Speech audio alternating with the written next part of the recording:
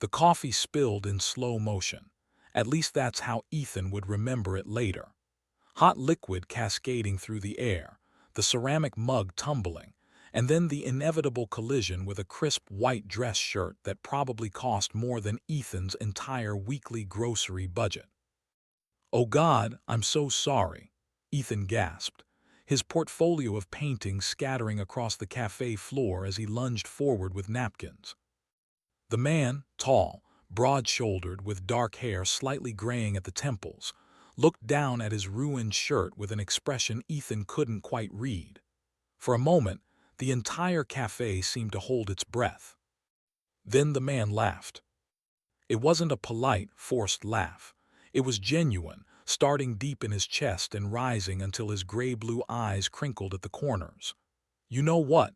This might be the best thing that's happened to me all week."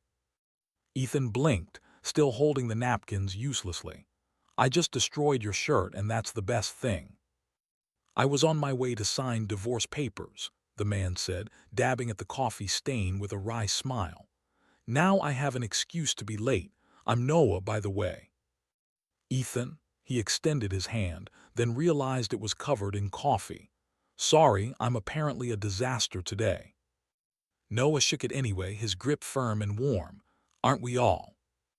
As they knelt together to gather Ethan's scattered artwork, Noah paused at a painting, a cityscape at twilight, all bleeding purples and golds, with two silhouetted figures standing on a bridge, not quite touching. "This is beautiful," Noah said softly, something shifting in his expression. "Did you paint this?" "Yeah, it's called Almost. About moments when you're close to something but haven't quite reached it yet." Ethan felt heat rise to his cheeks. He usually didn't explain his work so directly. "I understand that feeling more than you know," Noah murmured, still studying the painting. There was something in Noah's eyes, a loneliness that Ethan recognized because he'd seen it in his own mirror countless times. It was the look of someone going through the motions of life while feeling fundamentally disconnected from it. "Let me buy you a new coffee," Noah said, standing and offering Ethan a hand up. "And maybe you can tell me about your art. I could use a conversation that doesn't involve lawyers for once." Ethan hesitated. Noah wore a wedding ring, though he'd mentioned divorce papers. He had that exhausted, sophisticated look of someone who worked too much and slept too little.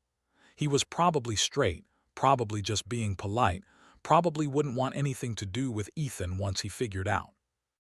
"Unless you have somewhere to be," Noah asked, mistaking his hesitation. "No," Ethan said, making a decision. "Coffee sounds perfect." That was 3 months ago. 3 months of coffee turning into lunch, lunch turning into long walks through the city, long walks turning into hours spent in Ethan's studio while he painted, and Noah pretended to work on his laptop but mostly just watched. 3 months of Ethan falling completely, irrevocably, and impossibly in love with a straight man. "You're doing that thing again," Noah said from the couch in Ethan's studio apartment. Ethan looked up from his canvas, paintbrush suspended mid-stroke. "What thing?" "That thing where you start painting aggressively and won't tell me what's bothering you." Noah closed his laptop and gave Ethan his full attention, something that still made Ethan's heart stutter. The late afternoon sun slanted through the tall windows, catching dust motes in the air and painting Noah in gold. He'd loosened his tie and rolled up his sleeves, revealing forearms that Ethan absolutely did not think about. His dark hair was slightly mussed from running his hands through it, a habit he had when he was stressed.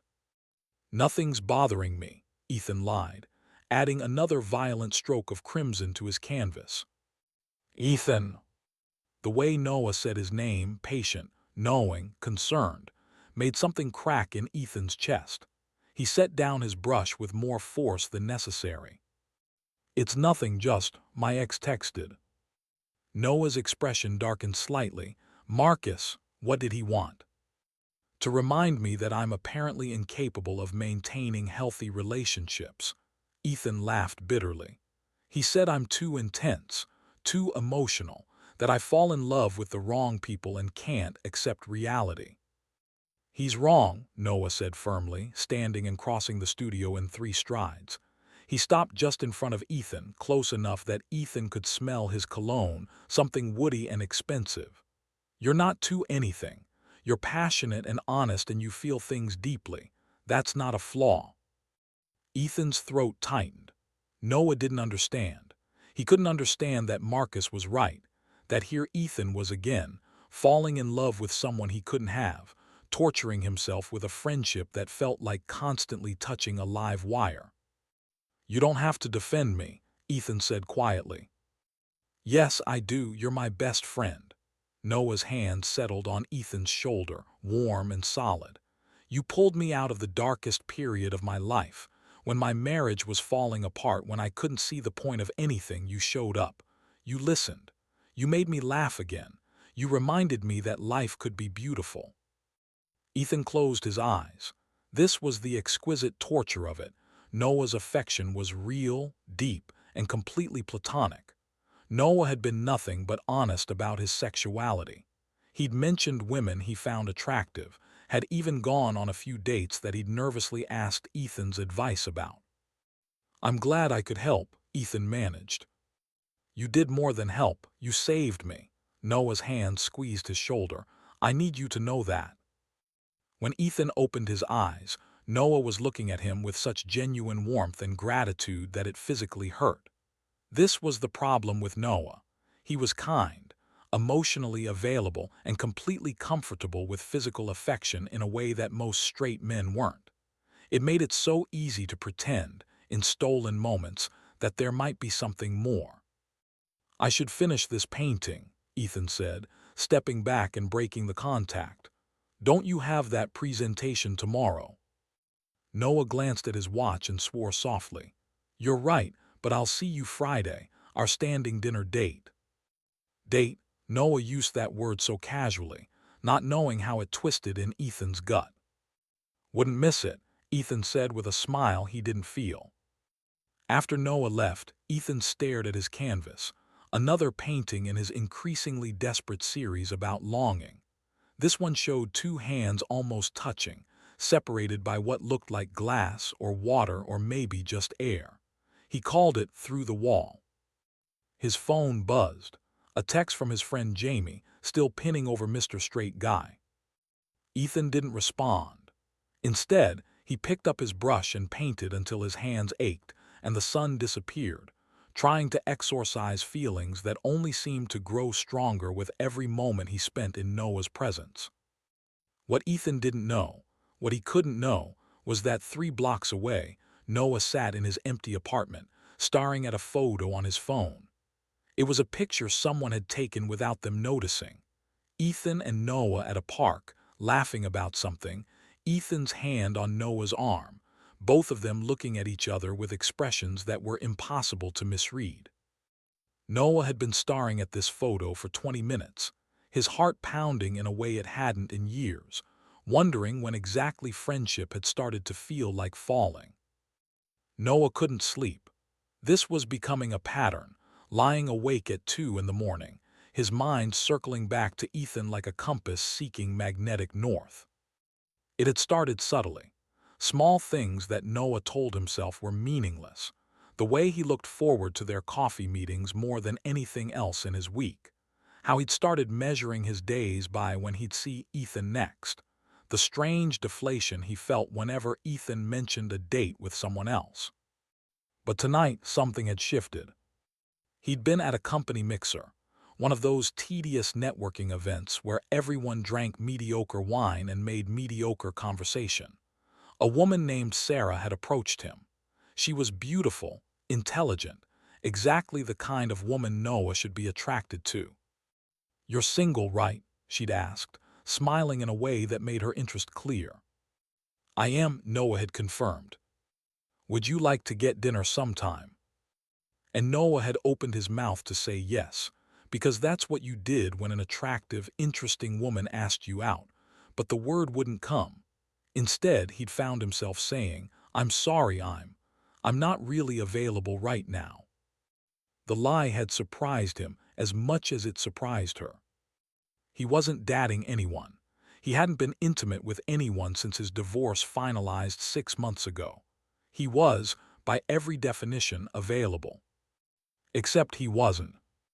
And as he'd made excuses to leave the mixer early, as he'd found himself walking toward Ethan's neighborhood without consciously deciding to, he'd begun to understand why.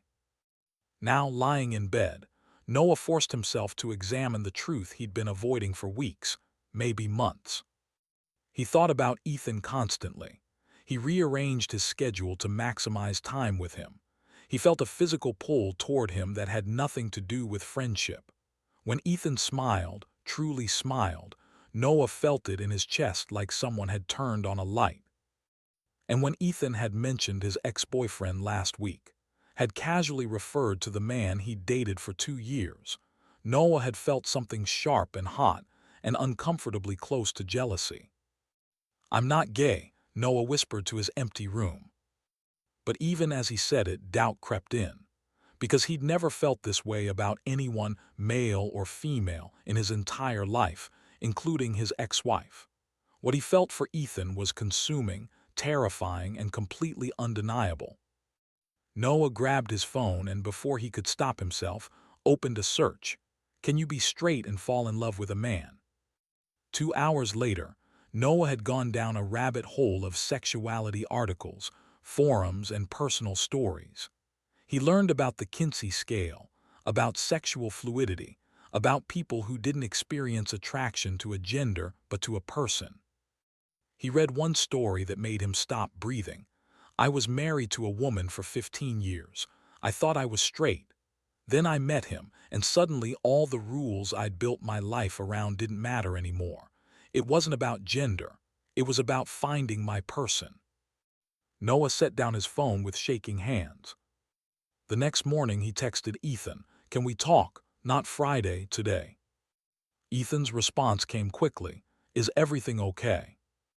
"I don't know. Can you meet me at our spot?" Our spot was a bench in Riverside Park where they'd first had a real conversation, where Ethan had told Noah about coming out to his family, and Noah had confessed how lonely his marriage had been. When Noah arrived, Ethan was already there, concern written across his beautiful features. He was wearing a paint-stained hoodie and jeans, his dark curly hair windswept, and Noah felt his heart do that thing it had been doing lately, expanding and contracting like it was trying to break free from his chest. "What's wrong?" Ethan asked immediately, standing as Noah approached. Noah sat heavily on the bench and Ethan joined him, their knees almost touching. The autumn air was crisp, leaves falling around them in shades of amber and rust. "I think I'm losing my mind," Noah said, attempting a laugh that came out wrong. "Talk to me." And Noah wanted to. God, he wanted to pour everything out, the sleepless nights, the constant thoughts, the way every love song suddenly made sense when he thought about Ethan. But fear held his tongue. "Do you ever feel like you don't know yourself as well as you thought you did?" Noah asked instead. Ethan was quiet for a moment, watching a family of ducks glide across the river. "Every day of my life until I was 23, he finally said. "That's when I came out. And suddenly everything made sense, all the ways I'd felt different, disconnected, like I was playing a role instead of living my life." "Were you scared?" Noah asked, "when you realized?" "Terrified," Ethan admitted, "because I knew that once I acknowledged the truth, I couldn't go back to pretending, and pretending is safer in a lot of ways. Harder, but safer." Noah absorbed this. "What made you finally do it? Stop pretending?" Ethan turned to look at him, and Noah felt the full force of those warm brown eyes. "I fell in love, really in love for the first time, and I realized that living a half-truth wasn't living at all.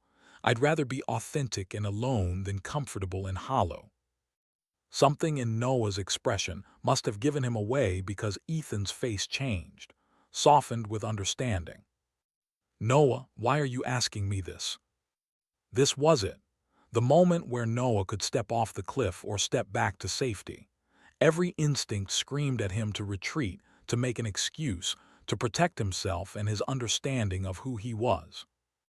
But he thought about that photo on his phone. He thought about how empty his life had felt before Ethan.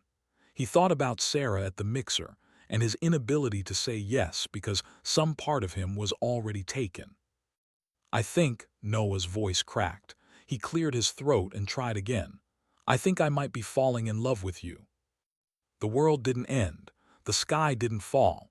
Ethan just stared at him, his expression unreadable. You're straight, Ethan finally said, but it sounded more like a question than a statement. I thought I was, Noah said. I've only ever been with women, I've never questioned it before. But then I met you, and suddenly everything I thought I knew about myself is. He gestured helplessly. Noah, Ethan's voice was careful, controlled. You're going through a divorce. You're vulnerable. Sometimes people confuse emotional intimacy with romantic feelings, especially when. Don't, Noah interrupted. Don't explain this away. I've been doing that for weeks and I can't anymore. He turned fully toward Ethan, their knees touching now.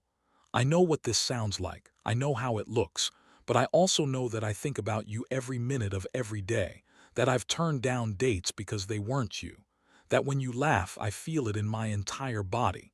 That I. He stopped, overwhelmed by his own honesty.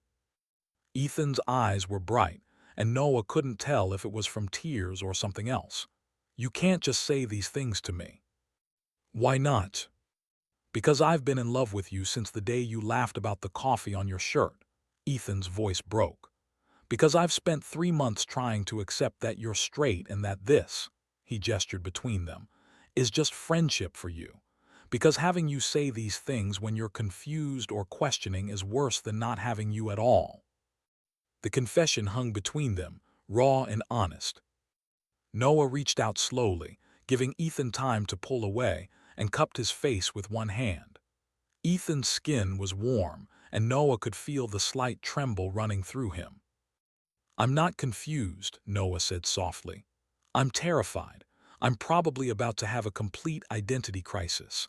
I have no idea what I'm doing or what any of this means for who I am. But I know that what I feel for you is real.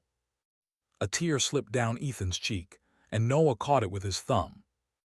I can't be your experiment, Ethan whispered. I can't be the thing you try on to see if it fits and then discard when you decide you're actually straight. You're not an experiment, Noah struggled to find words big enough. You're everything. You're the first person who's made me feel alive in years, maybe ever. They sat there, Noah's hand still cradling Ethan's face, the autumn sun painting everything gold. Around them, life continued, joggers passed, dogs barked, the city hummed its eternal song, but in their small bubble on the bench, time seemed suspended. I need you to be sure, Ethan said finally, because if we do this, if we cross this line, I don't think I can go back to just being friends. Noah understood what Ethan was offering, a chance to retreat, to think about this, to protect them both from potential heartbreak. But Noah was tired of protecting himself. He'd spent 41 years living carefully, following the script, doing what was expected. And where had it gotten him? Divorced, lonely, and half alive until a collision with a beautiful artist had woken something in him that he hadn't known was sleeping. I'm sure about you, Noah said. I'm sure about this, whatever this is, the rest. Maybe we figure out together. Ethan searched his face for a long moment. Then, slowly, carefully, he leaned forward until their foreheads touched. This is crazy, Ethan murmured. Completely, Noah agreed. You could break my heart. You could break mine. Ethan laughed softly, and Noah felt the breath of it against his lips. So what do we do now? Noah pulled back just enough to meet Ethan's eyes. Could I? Would it be okay if I kissed you? The question felt monumental, laden with more weight than any question Noah had ever asked. Ethan's answer was to close the distance between them. The kiss was gentle at first, tentative, questioning, both of them feeling their way through new territory. But then Ethan's hand came up to rest against Noah's chest, right over his racing heart, and something clicked into place. Noah had kissed people before. He'd had what he thought was passion, what he thought was love.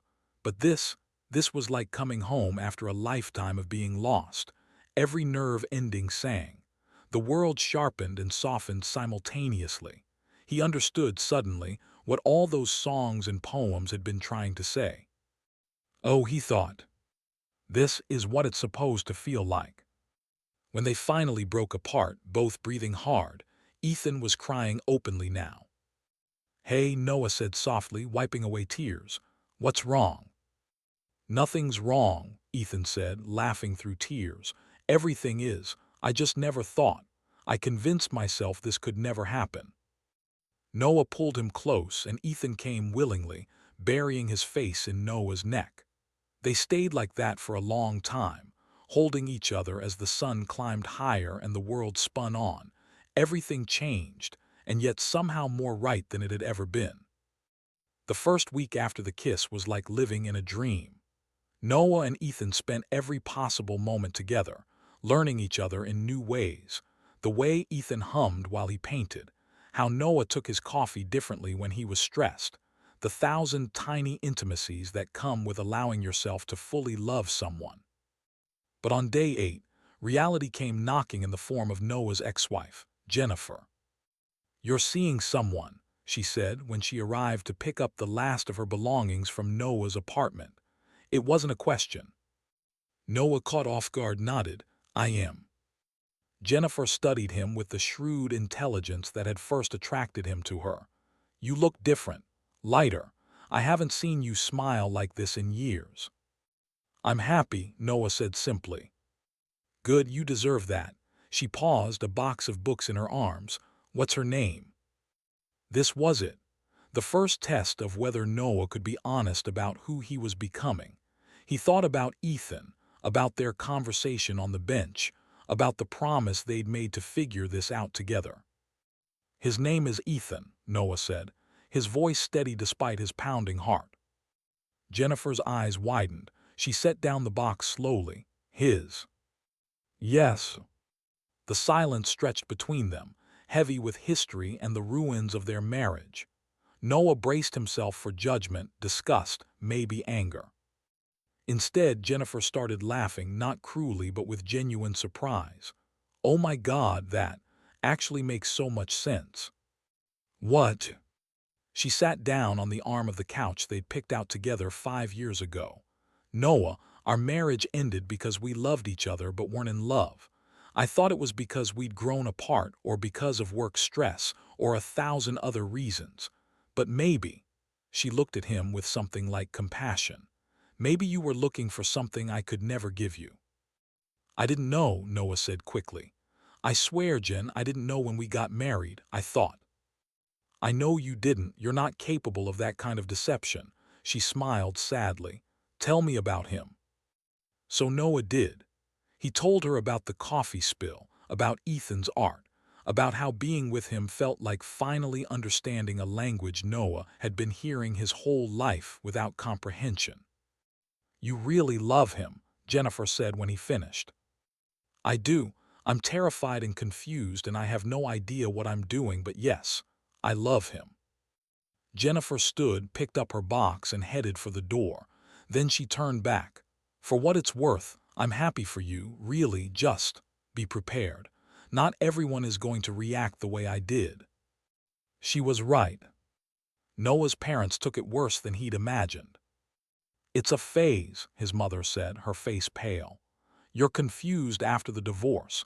This Ethan person, he's taken advantage of your vulnerability. He hasn't taken advantage of anything, Noah said tightly. They were in his childhood home, surrounded by photos of the life his parents had imagined for him, married to a woman, eventually grandchildren, a neat heterosexual narrative. You've never been gay, his father added, his voice cold. 41 years and suddenly you're gay, that's not how it works. I'm not saying I'm gay, Noah tried to explain. I'm saying I fell in love with a man. I don't know what label fits, and honestly, I don't care about labels. I just know what I feel. What you feel is wrong, his mother said, and Noah felt something crack inside him. "I'm sorry you feel that way," he said quietly, standing. "But I'm not going to apologize for being happy. For the first time in my adult life, I feel like myself. And if you can't accept that, then what?" his father challenged. "Then I guess we don't talk for a while." Noah left, his hands shaking as he drove straight to Ethan's studio. When Ethan opened the door and saw his face, he pulled Noah inside without a word, just held him while Noah shook apart and put himself back together. "I'm sorry," Ethan murmured into Noah's hair. "I'm so sorry." "Don't be, this isn't your fault. I know what it's like, losing family over who you love." Ethan pulled back to look at him. "My dad didn't speak to me for 3 years after I came out. He missed those years because he was more committed to his idea of who I should be than to actually knowing who I am." "Did he come around?" "Eventually, but those 3 years, I can't get them back." Ethan cupped Noah's face. "I need you to be sure this is worth it, because it's going to get harder before it gets easier." "You're worth it," Noah said without hesitation. But Ethan was right, it got harder. At work, whispers followed Noah. Someone had seen him and Ethan holding hands at a restaurant. The rumor mill churned, and suddenly Noah was navigating conversations loaded with subtext, colleagues who'd been friendly growing distant, others who were overly enthusiastic in their support in a way that felt performative. His best friend since college, Marcus, took him out for drinks and spent an hour trying to convince Noah he was making a mistake. "You're throwing away your life for what? A midlife crisis. You'll regret this when you realize you're actually straight and you've burned every bridge." Noah left halfway through his beer. But the hardest part was watching Ethan try to hide how much it hurt him, seeing Noah struggle, hearing about his family's rejection, witnessing the slow dissolution of Noah's old life.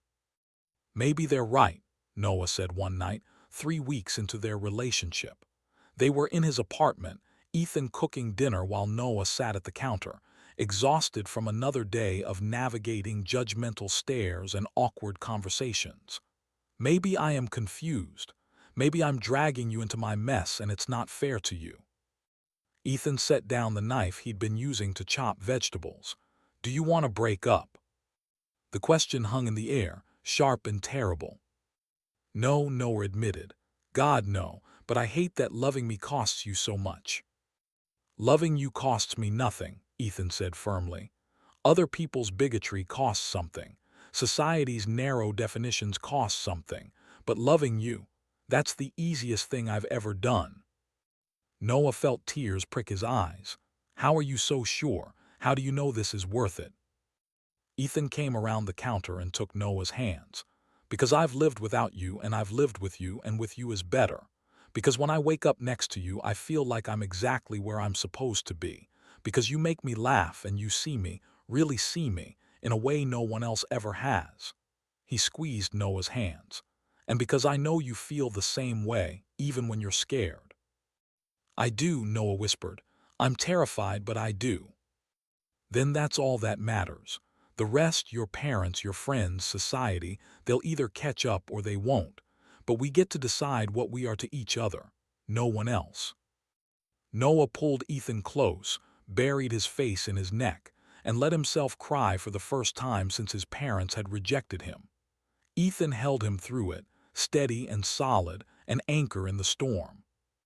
Later that night, as they lay tangled together in Noah's bed, Ethan tracing idle patterns on Noah's chest, Noah felt something shift inside him. The fear was still there, but underneath it was something stronger, certainty. "I love you," Noah said into the darkness. It was the first time he'd said it out loud. Ethan's hand stilled. "Then say it again." "I love you. I'm in love with you. I don't care what label that makes me or what it means about who I thought I was. I just know I love you." Ethan shifted so he was hovering over Noah, his eyes bright in the dim light filtering through the windows. "I love you too. I have since the beginning. I was just too afraid to hope." When they kissed, it was different from before, slower, deeper, weighted with promise and commitment. Noah felt something lock into place inside him, like a door closing on his old life and opening on his new one. "Are you ready for this?" Ethan whispered against his lips. "Really ready, because once we fully commit, once we build a life together, there's no pretending anymore. You'll be out whether you like it or not." Noah thought about everything he'd lost in the past few weeks. Then he thought about everything he'd gained. The feeling of waking up next to someone who truly knew him.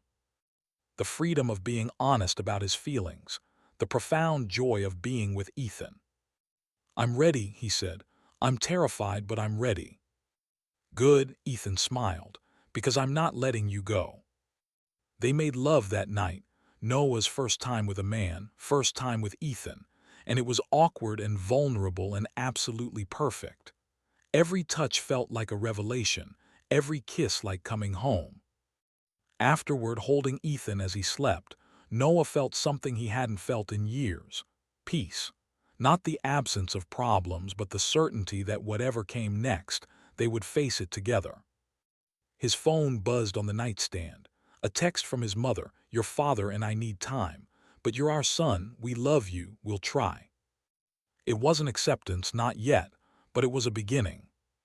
Noah set down the phone and pulled Ethan closer, breathing in the scent of him, paint and soap and something uniquely Ethan, and smiled into the darkness. Tomorrow would bring new challenges. But tonight he had this. The man he loved, sleeping peacefully in his arms, trusting Noah to protect his heart the way Ethan had protected Noah's. It was enough, it was everything. 6 months later, Noah stood in Ethan's studio, which was now their studio, watching his boyfriend prepare for his first major gallery exhibition. The transition hadn't been easy. Noah's relationship with his parents was still strained, though they were making efforts. His father had called twice, conversations that were awkward but genuine. His mother had sent Ethan a birthday card, which had made Ethan cry. Some of Noah's old friends had faded away, but new ones had emerged: Ethan's chosen family of artists and activists, and people who understood the courage it took to live authentically. Noah had discovered a community he'd never known existed, a world where love in all its forms was celebrated.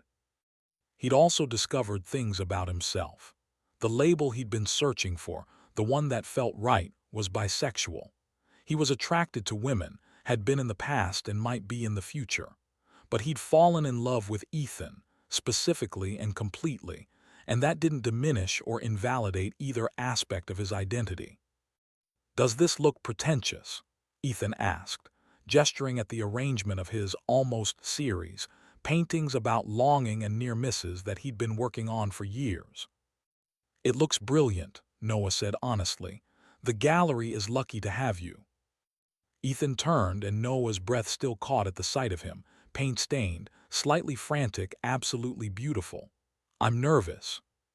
"I know." Noah crossed the studio and wrapped his arms around Ethan's waist. "But you've worked so hard for this, and every piece here tells a truth that people need to see." "They're all about you, you know," Ethan said softly.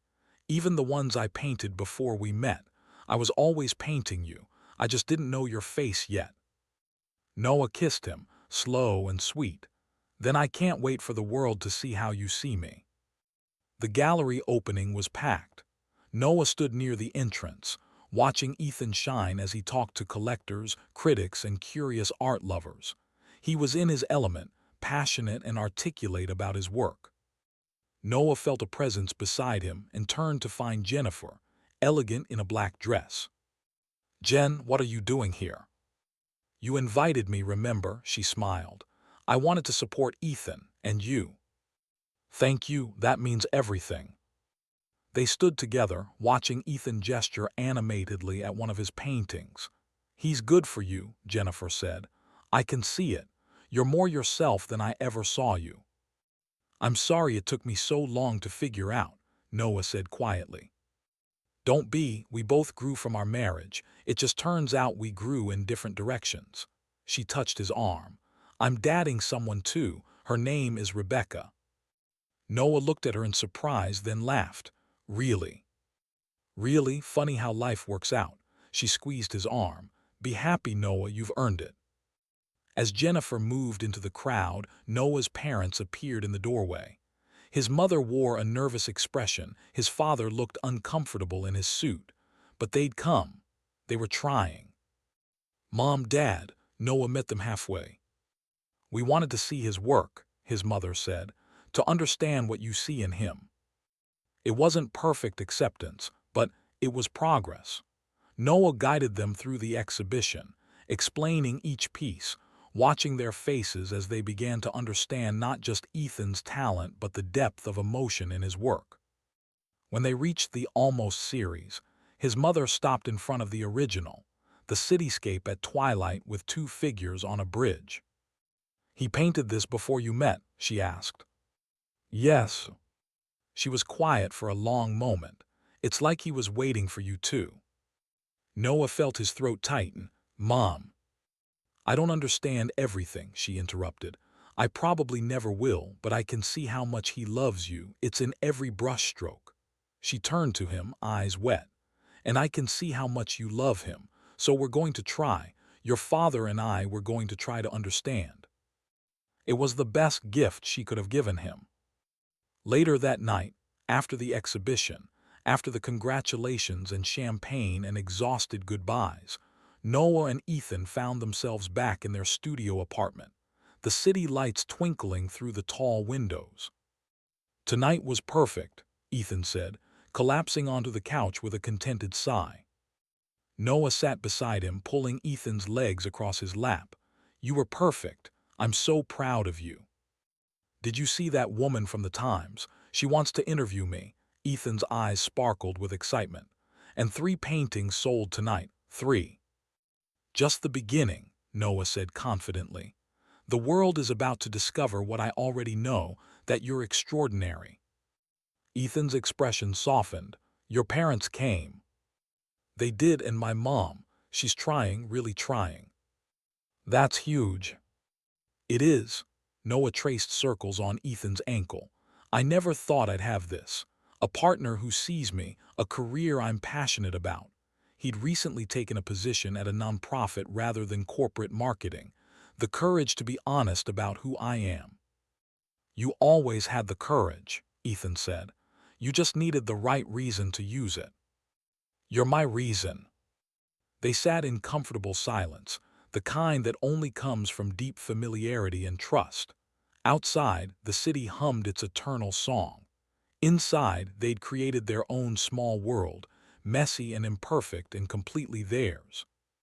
I have something for you, Noah said suddenly, sitting up. Noah, you already gave me flowers and champagne, and this is different. He pulled a small box from his pocket, and Ethan's eyes widened. Is that? It's not what you think. Well, it is, but not exactly. Noah opened the box to reveal 2 simple silver bands. I know we can't legally get married in most places. I know my parents are still adjusting. I know it's only been 6 months and maybe it's too soon. But I also know that I want to spend my life with you. So these are promise rings. A promise that when the world catches up, when we're both ready, I want to make this official. I want to call you my husband. I want to build a life with you. The whole messy, complicated, beautiful thing. Ethan was crying now, laughing through tears. You're insane. Is that a yes? Yes, yes, of course, yes. Ethan held out his hand and Noah slipped the ring on his finger. Then Ethan did the same for Noah, his hands shaking slightly. They fit perfectly. I love you, Noah said. I love you so much it terrifies me. You changed everything. You made me brave. You made yourself brave, Ethan corrected. You chose authenticity over comfort. You chose love over fear. That was all you. We chose each other, Noah said. That's what matters. They kissed, and Noah felt the same electricity he'd felt that first time on the park bench, the same sense of rightness and home. But now there was something else too, security. The knowledge that this wasn't a phase or an experiment or a midlife crisis. This was his life, the one he was choosing every single day. So what now? Ethan asked, curling against Noah's chest. Now we live, Noah said simply. We work and create and fight with each other and make up. We deal with my parents and your exhibitions and whatever else life throws at us. We figure out this whole gay straight bisexual thing together. We just live. That sounds perfect. And it was. Not perfect in the fairy tale sense. They would still face challenges, still encounter prejudice, still have hard days and harder conversations. But perfect in the sense that they had each other, and they'd chosen to be brave together. Noah stood in front of a different gallery, this one showcasing his own work, photographs he'd been taking, documenting queer love in all its forms. Beside him, Ethan held his hand, now wearing a wedding band that matched Noah's. They'd gotten married 6 months ago, in a small ceremony, surrounded by chosen family. Noah's parents had attended. His father had even made a toast, awkward but sincere, about learning that love came in forms he hadn't expected but was grateful to witness. In front of them hung Noah's favorite photograph from the collection. Two men on a park bench, foreheads touching, captured in the golden hour. Neither face was fully visible, but the emotion was unmistakable, love in its purest form. The plaque read, "Home, when I found him, I found myself." "Remember when you thought you were straight?" Ethan teased gently. Noah laughed. "Remember when you thought I could never love you back?" "We were both idiots. The best kind of idiots." They stood together as people filtered through the gallery, seeing themselves reflected in Noah's images. Proof that love transcended labels, that identity was fluid, that the bravest thing anyone could do was live authentically. A young man approached them, maybe 20, with tears in his eyes. "Thank you," he said quietly, "for showing that it's possible to find love, to change, to be brave." Noah squeezed Ethan's hand and smiled at the young man. "Thank you for being open to your truth. Whatever that truth is, wherever it leads you, that's where you'll find your home." After the young man walked away, Ethan pulled Noah close. "You're going to change lives with this work." "We're going to change lives," Noah corrected. "You showed me it was possible. I'm just passing it forward." As the sun set over the city, painting everything in shades of gold and rose, Noah and Ethan left the gallery hand in hand. They had dinner reservations, friends to meet, a whole life stretching out before them, ordinary and extraordinary, simple and profound. Noah had spent 41 years thinking he knew who he was, what he wanted, how his life would unfold. And then a collision in a coffee shop had shattered all those assumptions and rebuilt them into something better, truer, more authentically his own. He'd lost some things along the way, relationships that couldn't bend, certainties that couldn't hold, but he'd gained so much more. He'd gained himself. He'd gained love. He'd gained the courage to build a life that was honest and whole. "What are you thinking about?" Ethan asked as they walked through the city streets. "How grateful I am that you spilled that coffee," Noah said. Ethan laughed, the sound bright and beautiful in the evening air. "Best accident of my life." "Mine too." And as they disappeared into the vibrant flow of the city, just two men among millions, their love was no longer a question or a struggle or a thing to be explained. It simply was, constant and certain and completely theirs. Because in the end, love wasn't about gender or labels or fitting into predetermined boxes. Love was about finding someone who saw your truth and choosing, every day, to be brave enough to see theirs in return. Noah had found that, and in finding it he'd found everything.